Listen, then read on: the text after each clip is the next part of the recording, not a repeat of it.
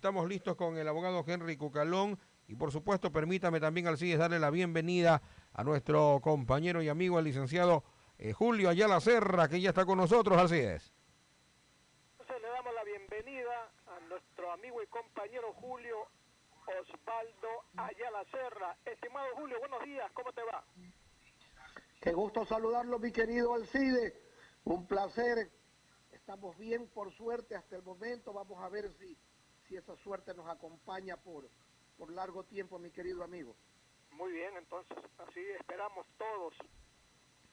Bueno, empezamos entonces el diálogo con el asambleísta del Partido Social Cristiano Madera de Guerrero, el abogado Henry Cucalón. Y queríamos conocer, doctor Cucalón, sobre el tema de la consulta ciudadana que anunciara hace algunos días el abogado Jaime Nebot. Queremos conocer si finalmente van a quedar en 11 las preguntas, cuándo se va a presentar las mismas a la Corte Constitucional. Le hacía la pregunta de cuántas interrogantes van a tener, porque supimos que se van a agregar una o dos que tienen que ver con temas relacionados a corrupción. Buenos días. Muy buenos días, Alcides, buenos días, don Julio. Un enorme gusto compartir con ustedes, esperando que estén muy bien de salud, y un saludo a todos los oyentes de Radio Atalaya. La consulta popular es una legítima expresión ciudadana, tanto más que en este caso proviene del mismo pueblo. Es una iniciativa ciudadana. Esta no es una iniciativa del Partido Social Cristiano, no es una iniciativa del abogado Jaime Nebot, ni de quien les está conversando. Nosotros nos allanamos, nos sumamos a esa corriente ciudadana que quiere cambios, que desea que el cambio sea sin intermediarios, con una expresión directa y legítima del pueblo. Eso es importante decir, no tiene propietarios la consulta popular. Las preguntas, que tentativamente son 10 y 11, justamente estos colectivos, organizaciones, gremios, asociaciones, son las que las han elaborado. Conozco algunas, bueno, ya he hecho, la prensa ecuatoriana las conoce, y tengo entendido que en los próximos días se las presentará a la Corte Constitucional para su respectiva calificación, visto bueno, y que venga la parte importante, que es recoger las firmas, que es el 5% del padrón electoral, cerca de 600,000 y pico de firmas, y va a ser un momento oportuno para abrir también el debate sobre las mismas. Qué bueno que nos pongamos a debatir sobre a dónde quiere ir el Ecuador, soluciones específicas que tienen que ver con el mejoramiento de su calidad de vida, reforma también importante a ciertas estructuras que tienen que ver con la descentralización de los recursos, entre otros. Así que eso será, mi estimado Alcides, en los próximos días hacia la Corte Constitucional. ¿El tema del combate a la corrupción también será considerado en este pliego de preguntas de la consulta? Enfrentar a la corrupción es una actitud permanente. Eso no es un tema solamente de decretar, sino de practicar. Desconozco si hay alguna precisión al respecto adicional. Lo que sí le puedo decir es que existen muchísimas normas vigentes, muy fuertes. Lo que falta es la aplicación, mi estimado Alcides. Por experiencia legislativa le puedo decir que no faltan normas para enfrentar a esta lacra, que siempre se las puede mejorar como toda obra humana perfectible, sin duda alguna, pero no hacen falta normas para enfrentar con eficacia la corrupción. Este es un asunto que hay que aclarar bien, estimado Henry, el relacionado con el contenido de las preguntas, porque mucha gente dice, pero ¿por qué no me pusieron esta pregunta? ¿Por qué no ponen este tema? Esta es una consulta que tiene que ver con reformas legales, ¿verdad? No son reformas constitucionales, para aclarar, ¿verdad? Correcto, es correcto lo que usted está diciendo. Son reformas vía consulta popular a textos legales. No son reformas ni enmiendas a la Constitución de la Nación, que es un trámite, digamos, distinto, tiene otra connotación. Este es de aplicación directa, ¿me explico? Cambios que tienen que ver, como le decía, en descentralización, entre otras cosas, seguridad social, temas que son bastante importantes, pero no son de carácter constitucional, son de carácter de normativa legal. ¿Tú continúas, Julio? Gracias, Henry, qué gusto saludarlo. dígame una cosa, usted acaba de señalar con mucha exactitud que existen normas legales para combatir la corrupción, pero la ciudadanía siempre se queda perpleja cuando ve cómo, por ejemplo, a los delincuentes de cuello blanco se le dan todas las garantías del caso. Y vemos con perplejidad, por ejemplo, que a una mujer de 73 años y ciega le mandan 8 años de cárcel por disque haberse apropiado de $400. Y uno dice, bueno, ¿y por qué a los que se roban miles de millones de dólares no les aplican a sí mismos y a una pobre mujer ciega y de 73 años sí? ¿De qué depende eso, Henry? ¿De los jueces nada más o de alguna ley que no está bien aplicada? No, el texto legal es bastante claro, Julio.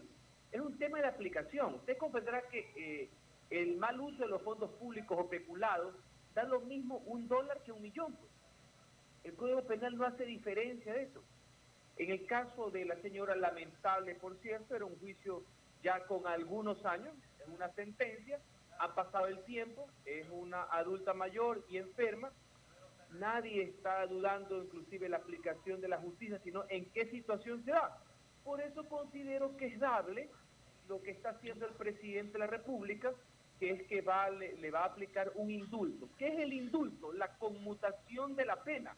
No está diciendo que es inocente, pero por las circunstancias que son de conocimiento público, por la enfermedad, por la situación, lo que le va a hacer es conmutar la pena, le va a eliminar la pena. Lo cual me parece que es correcto, es una buena decisión. Otra vez más, la normativa legal le da al presidente esa facultad, así que no es que falta norma. Segundo, usted dice, ¿qué pasa con todos estos señores en casos, bueno, en muchos casos son públicos y notorios? Bueno, hay un debido proceso, por Julio, porque todo el mundo es inocente hasta que en sentencia ejecutoriada se declare la culpabilidad. Ese es el debido proceso. A veces yo entiendo y también comparto la indignación, casos que lo hemos conocido a lo largo pues, de décadas, de cómo es que se han manejado, pero ese es el debido proceso, porque si todo lo vamos a hacer al ojo, por apariencias totales y que sin que se siga la presunción de inocencia, en Ecuador no queda nadie parado. Peor cuando la política no solamente utiliza las votaciones, sino otras armas para zanjar sus diferencias. Así que ese es lo que se denomina pues, un debido proceso. Y en otros casos, le comento, mire, todo delito sancionado con más de 5 años de prisión, la prisión preventiva va de cajón. Todo delito inferior a eso, el juez tiene un catálogo de medidas alternativas que se denominan sustitutivas a la prisión preventiva, como cautelares, prohibición de salir del país, prohibición de enajenar, incautación de bienes, presentación periódica ante el juez, uso de grillete electrónico, todas las que usted se puede imaginar, porque se basa en un principio del derecho, que la cárcel es de última instancia, de última ratio, o sea, la cárcel tentativamente debería ser cuando uno ya es sentenciado, no cuando uno es procesado, a menos que la vida, los bienes, la sociedad esté en peligro. Por eso, mi estimado Julio, todos los delitos que tienen que ver con asesinato, violación, por poner un ejemplo, los delitos contra la vida, la prisión preventiva es de cajón. Ahí no hay discrecionalidad por parte del juez.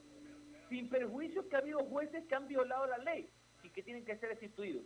Cuando usted ve en la prensa que una persona acusada de violación, asesinato, no tiene prisión preventiva, no es problema del Código Penal, es problema que el juez es bruto o pillo, así de frente, no sé si me explico. Así que es importante tener esta valoración jurídica.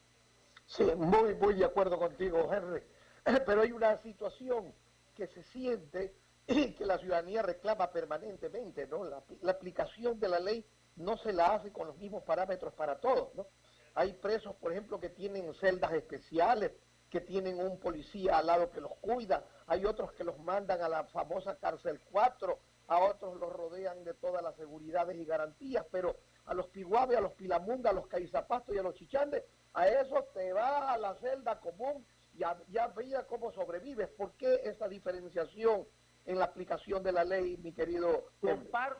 Comparto la indignación acerca de la carencia de justicia, de ese sentimiento que tiene la ciudadanía de que a lo mejor la impunidad puede vencer al legítimo afán de darle a cada cual lo que le corresponde. En eso estamos de acuerdo. Mis respuestas jurídicas son conceptuales. Estamos en un ámbito de carácter normativo. ¿Por qué esa diferenciación de cárceles, mi estimado Julio? No estoy hablando de personas, sino de procedimientos. Porque no es lo mismo las cárceles cuando uno es procesado que cuando uno es sentenciado. Principio básico del derecho.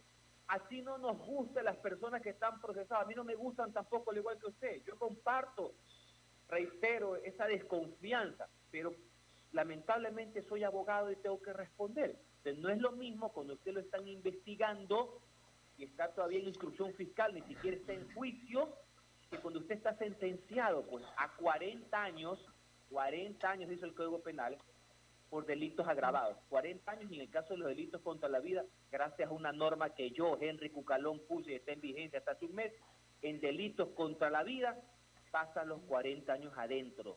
No hay prelibertad, no hay régimen abierto, no hay régimen semiabierto, no hay rebaja. Adentro la pena completa para que tu rehabilitación sea integral. Entonces, esa es la respuesta. Así como no es lo mismo cuando uno tiene cierto tipo de delitos, inclusive que puede ser el tránsito, cuando son delitos contra la vida, cuando usted es un violador contumaz. O sea, todo tiene una lógica jurídica.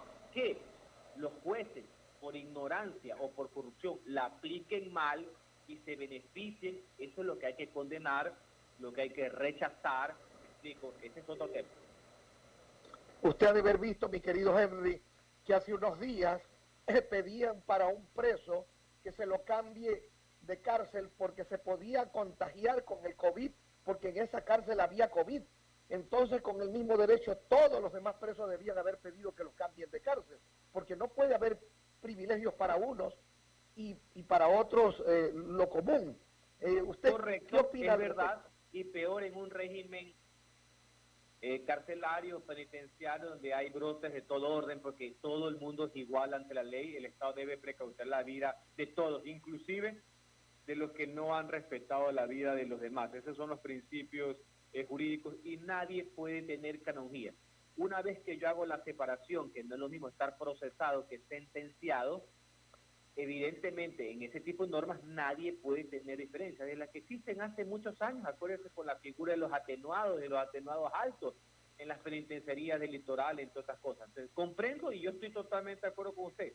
Una vez que la ley está clara, una vez que se ha sentenciado, no puede haber privilegios para nadie, porque nadie puede estar por encima de la ley. Alcides, continúa.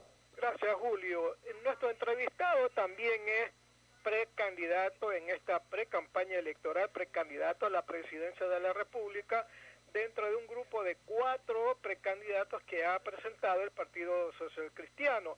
Doctor Cucalón, en ese ámbito, ¿qué queremos conocer? ¿Cómo está su campaña electoral? ¿Cuáles son sus propuestas? Y díganos cuándo conoceremos la fecha donde se dará a conocer el nombre del candidato, o tal vez de la candidata, porque en el grupo también hay una candidata.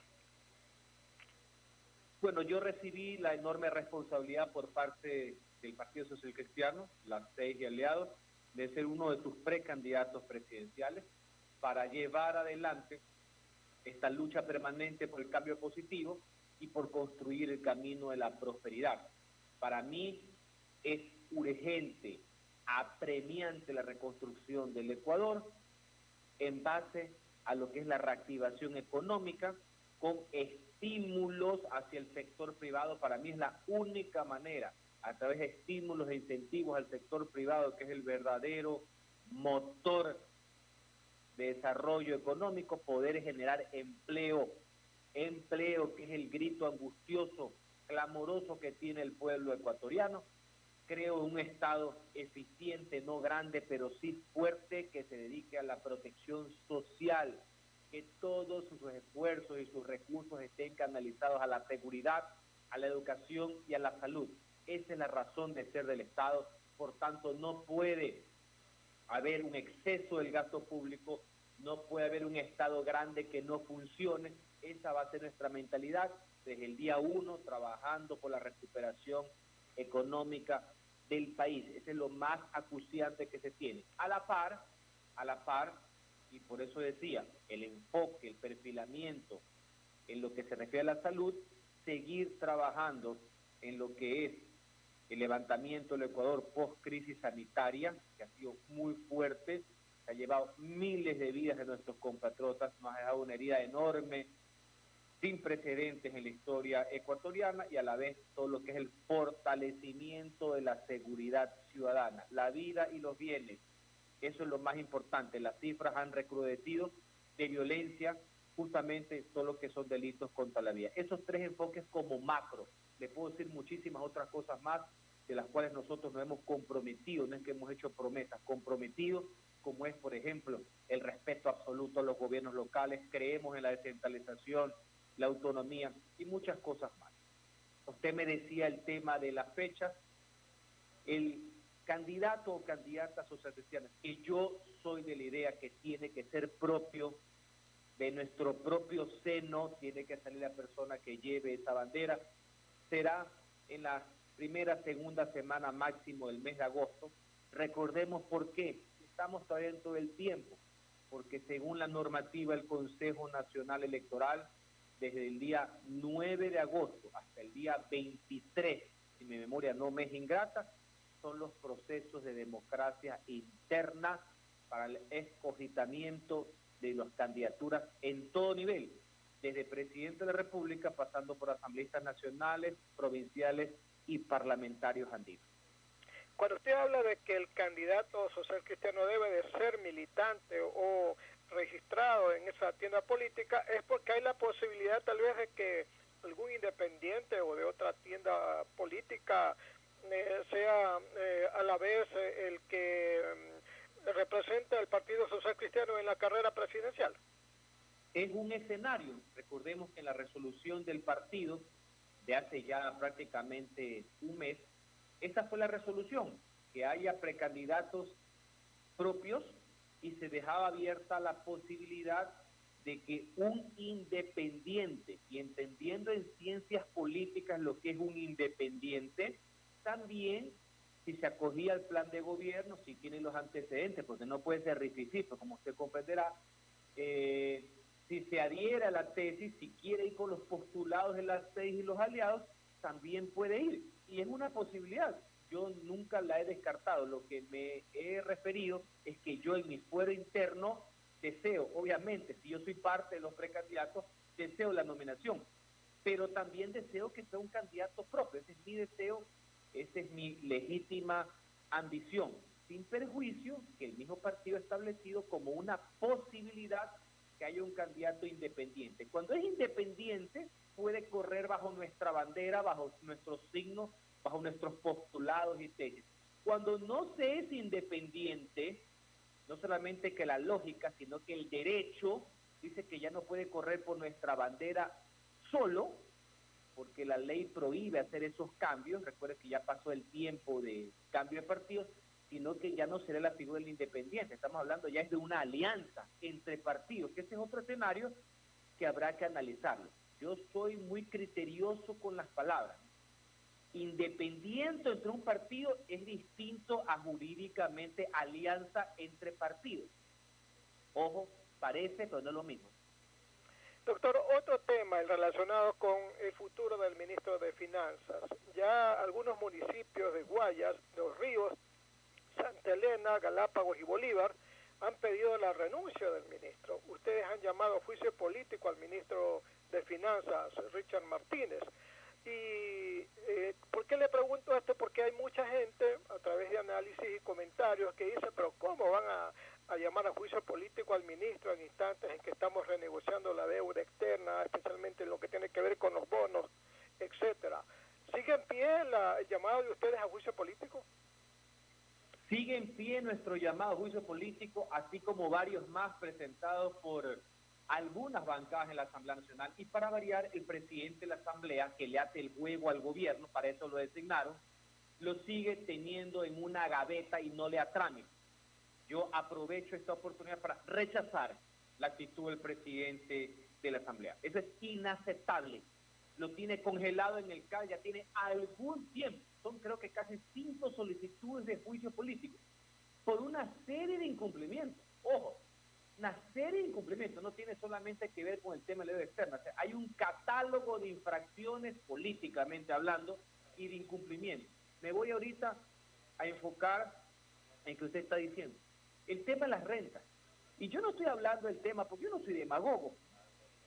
Yo estoy hablando del tema que si no le ingresa plata al Estado, entonces el Estado no tiene cómo cumplir con las obligaciones que no son dádivas, nacen de la Constitución y de la ley. Estamos hablando en el caso de los municipios, prefecturas y universidades de un tema que es una apropiación indebida, que una de las reformas que estamos haciendo a través de la consulta popular, que el pueblo nos ha pedido, es la destitución automática del ministro. Tiene que ver con el IVA, pues señores. El IVA ya son recursos propios de las entidades públicas. No es ni siquiera es una asignación, una renta, propios. Cuando una entidad pública compra un vehículo, se le retiene el IVA y el Estado se lo patea. No hay otra expresión, señores, discúlpenme por ser castizos. Y no se lo devuelve nunca. Señores, eso en buen romance español tiene un nombre, pues aquí en la Conchichina. ¿Me explico? Ese es uno de los motivos del enjuiciamiento político. Hay varios, pero este es uno. Y yo sí creo que debe continuar porque hay que sentar un precedente, ya ni siquiera de justicia, porque se le ha ganado todos los procesos judiciales al ministro con este tema de la asignación de fondos y con el tema del IVA. El municipio de Guayaquil, recuerde que a principios de año le ganó ya un proceso judicial. Y en lo que se refiere a la deuda externa, quiero aprovechar para dar una declaración al respecto. Yo soy de los que han sido críticos con el gobierno, porque el ministro es el ejecutor de la política del gobierno, entonces usted es un ministro de Estado. Cuando uno enjuicia a un ministro, está enjuiciando al gobierno en su política, en la cabeza del ministro, no es algo personal necesariamente.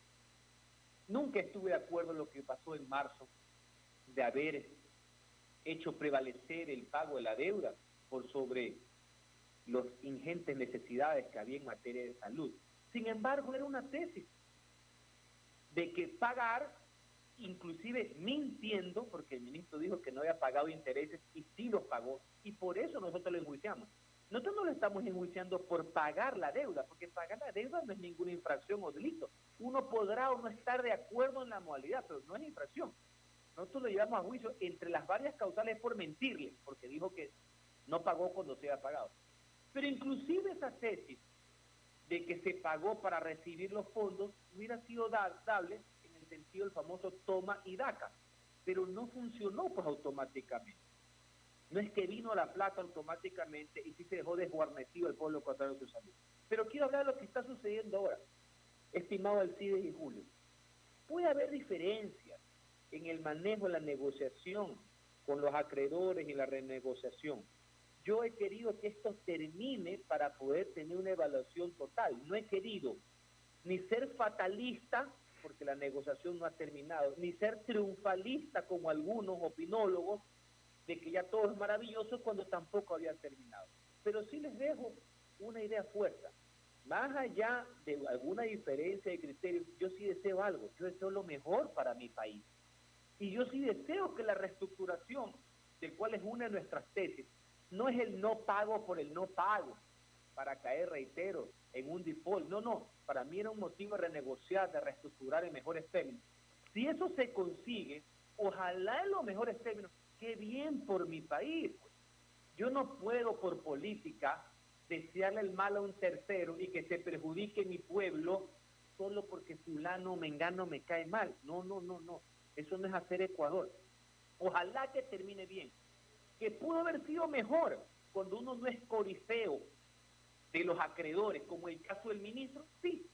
Pero si logra tener mejores condiciones que las actuales, así no sean las óptimas o finales como yo hubiera querido o propuesto, no significa que no deja de ser algo positivo, que alivia la caja fiscal en momentos en que se necesitan los recursos. Yo sí quiero ser claro en esto, que las diferencias políticas no pueden llevar tampoco al sectarismo o a desearle el mal en una situación cuando el que está en juego es la economía y los recursos del pueblo ecuatoriano.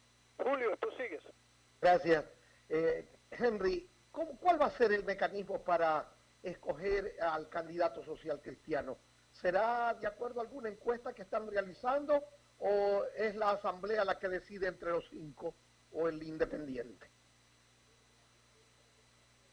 Gracias, Julio, por la inquietud. En nuestra resolución de hace un mes se dejó establecido que sin perjuicio que se tiene que establecer en una asamblea, eso establece la ley, o sea, eso es una obligación legal, no puede estar en discusión, la asamblea debe tener ciertos elementos. Los elementos son cuantitativos y también deberían ser cualitativos. O sea, números en encuestas, nivel de conocimiento, nivel de intención de voto, imagen, y obviamente, ¿qué significa la persona? Y en eso se está trabajando, ya estamos avanzando en el tema.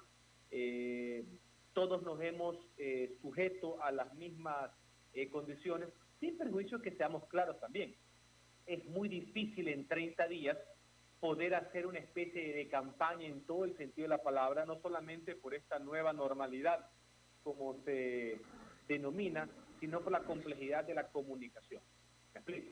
No se puede hacer en lo que hace mucho tiempo. Y peor cuando uno no tiene los recursos, porque parece que para ahora, para hacer política, si uno no es millonario, no es nada. Lo cual yo no necesariamente creo que es el viable. Bien por lo que lo hacen, pero no necesariamente creo que es de carácter excluyente. Así que esas serán las valoraciones que se tendrán que hacer de diverso orden para tener los elementos así mismo para poder tomar la decisión. Y en nuestro caso, no solamente porque yo soy uno de aquellos, sino que considero que las 6 de aliados debe ir con candidatos propios a luchar, a defender a lo que se cree, de venir de menos a más. Por ahí dirán, no es que no los conocen, yo prefiero que no me conozcan mucho y me puedan conocer y no tener negativos ni rechazos, a ser muy conocido y altamente rechazado, porque esa es una fórmula en política. Se conoce medio Ecuador, pero el 50% ha jurado por su madre que nunca va a votar por ti porque conocen cuál es tu calibre, ¿no? Entonces, esa candidatura no tiene posibilidad de crecimiento, no tiene proyección, no tiene futuro. En este caso, todos los candidatos social cristianos, y me incluyo, nadie ha puesto en duda nuestra capacidad, nuestra honestidad, nuestra forma de trabajar. Eso también es importante. Yo entiendo que es una campaña sui generis, que va a ser más en pantallas, en Zoom, quitándole ese apego a lo popular, ese cariño con la gente, esa preocupación, ese contacto, ese escrutinio urbano, callejero que tiene el pueblo cuando ve a su candidato y conversa sobre sus necesidades. Va a ser compleja la campaña para todos, no solamente para nosotros. Ojo, eso hay que tenerlo en claro. Así que esos van a ser los elementos, estimado Julio. Henry, ayer circuló en las redes una especie de información que luego se dijo que era falsa, pero que de todas maneras merece que usted la ponga en su sitio, en el sentido de que habían conversaciones entre la alta cúpula de los socialcristianos con el señor Álvaro Noboa. ¿Hasta qué punto es cierto aquello? Bueno, usted mismo se ha preguntado y usted mismo se ha respondido, ¿no? Yo no sé, pues es un tema de redes sociales, creo que es WhatsApp. Yo me baso en hechos ciertos, yo no puedo basarme en especulaciones. Explico, yo soy, aparte de todo, y estoy conversando con usted, soy asambleísta en funciones. Tengo que representar al pueblo, tengo que basarme en hechos ciertos para hacer mis análisis. Adicionalmente, el partido me ha conferido una responsabilidad de ser precandidato. Asimismo, el partido y los aliados han dicho que están abiertos a la posibilidad de que una persona que no sea del partido, pero que piense como nosotros, que esté conectado con esta gran corriente de pensamiento, acción, pueda ser. Es una posibilidad. ¿Me explico? Yo me baso sobre hechos ciertos. Y sobre los hechos ciertos, doy mi opinión. Quiero que sea propio, ojalá que pueda ser yo. Y si no es propio, si alguien tiene no solamente mejores números, mejores credenciales para poder ejecutar nuestro plan de trabajo, eso deberá ser analizado por los militantes. Ojo, porque no solamente es un concurso de popularidad, sino también tener las bases de la credibilidad. Porque reitero, mañana viene Rififi, ¿me explico? Rififi, pongámonos claros, ¿no? Dice, yo creo, quiero, soy fe, sí, pues yo puedo decir, pero tú no, porque tú eres Rififi, porque no te creo nada. Ojo con el tema. Pero en todo caso, sigamos en el tema. Yo me baso, reitero, en hechos ciertos, en base normativa, me baso en la Constitución, pues no en el WhatsApp. Cualquier cosa tendrá que ser tramitada orgánicamente a nivel del partido. Y ahí, si sucede eso, yo también daré a conocer ya mi opinión, ya no revestido como precandidato, sigo como asambleísta lo que resta de periodo y ahí haré a conocer. No quiero adelantar criterios, conceptos los puedo dar, criterios definitorios los daré si es que se dan ciertas circunstancias. Pero usted considera, mi querido Henry, que, por ejemplo, el señor Álvaro Noboa piensa como ustedes. Le reitero que yo no puedo entrar en suposiciones. Yo estoy hablando de lo de nosotros. No le pregunto que suponga, sino que le pregunto, Henry, si usted cree que el señor Álvaro Noboa piensa como yo no piensa sé qué es lo que cree el señor Noboa. Creo que ahí se la pinto más claro, ¿no?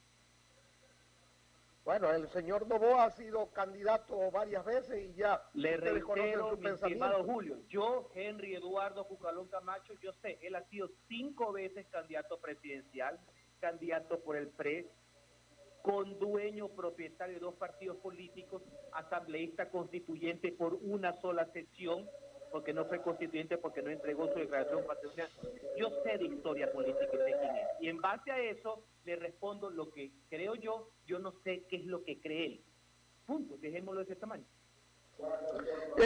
Esta competencia entre los 5 precandidatos social cristianos no ha producido distanciamiento entre ustedes. ¿Usted ha visto algún distanciamiento? ¿Usted ha visto en los medios de comunicación alguna divergencia más allá de la sana lucha democrática?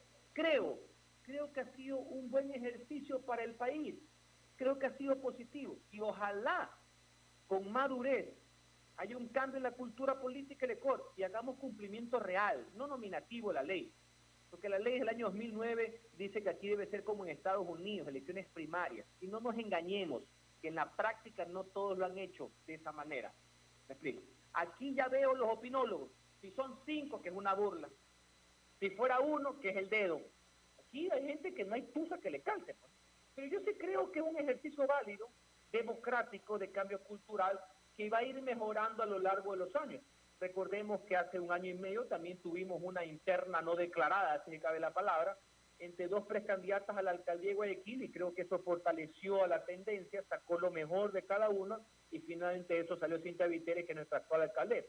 Eso quiere decir que el PSC, PES y aliados ha dado muestra de que aquí nadie es dueño de nada, y que todo el mundo puede ser propietario de su destino, y que puede representar, con el favor popular, una tendencia, una corriente de pensamiento.